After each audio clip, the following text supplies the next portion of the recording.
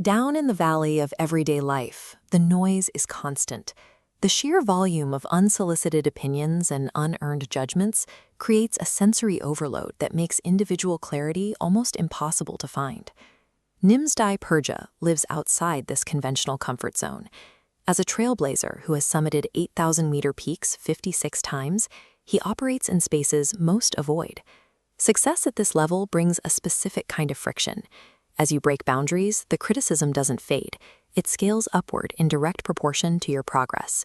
Strangers rarely provide the most significant weight. It is often those who once stood beside you, the friends and peers who watched you start the climb, who struggle most with your ascent. For them, your progress becomes a mirror for their own stagnation, turning their old goodwill into a deep and bitter jealousy. To survive that social gravity, you eventually have to leave the valley. You have to walk away from the crowded safety of the baseline and aggressively seek out the isolation of the heights. This diagram layers a hierarchy of psychological limits over the physical geometry of the mountain. We can call it the topography of isolation. The comfort zone sits at the base. While oxygen is plentiful, this level is defined by the heavy weight of external opinions, social safety nets, and the noise of the crowd. Higher up, we enter the thin air. As the environment becomes physically hostile, it acts as a filter. The difficulty of the ascent begins to strip away everything that isn't essential for the next step.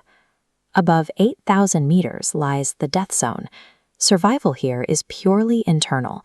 The atmosphere is too thin to support the noise of the valley, leaving you in a state of absolute silence. Pushing into this hostility is a choice. It is a necessary mechanism used to sieve out all the distractions of the world below and find an absolute, unvarnished truth. Popular depictions of climbing often hide the reality of the crowd. Even at high altitudes, standard ascents involve long lines relying on collective momentum. Nimsdai's approach removes that safety net. By climbing above 8,000 meters without supplemental oxygen, he forces a total reliance on his own internal capacity. In the thin air, the body performs a biological triage.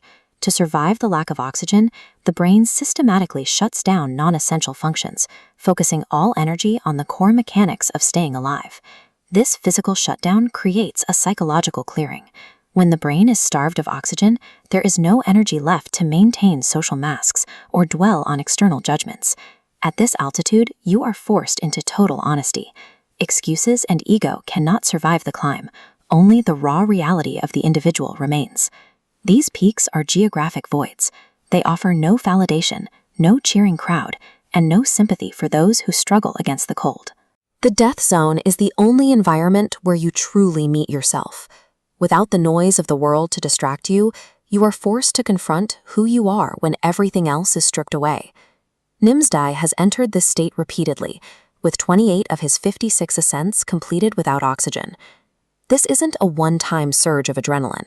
It is a tested, repeatable psychological landscape. When you are reduced to nothing but your own heartbeat and your next breath, you find the baseline of your existence. There are no opinions to manage, only the elements. In this silence, the mask drops. When you keep moving because you told yourself you would, with no audience to perform for and no one to impress, you find the alignment of word and action. That is where integrity is found. The principles of the high peaks apply far below the snowline. The death zone is a universal human experience. It is the weight of profound grief, the fallout of a catastrophic failure, or the sudden isolation that follows a betrayal. Whether the pressure comes from a lack of oxygen or the weight of a personal crisis, the internal experience of being buried is identical. Because the psychological pressure is the same, the mechanics of survival used at 8,000 meters are perfectly suited for the darkest points of a human life. When the challenge is massive, the scale of it will paralyze you. You have to break the struggle down into its smallest possible components. This is the mechanics of momentum. It is a simple, repeatable equation. One breath, followed by one step. The urge to give up will be overwhelming, but persistence is built into our biology. It is a matter of pushing forward even when every external signal tells you to stop. When you find yourself in the silence of your own climb, tune out the noise, focus on the momentum, take the next breath, take the next step, and keep moving.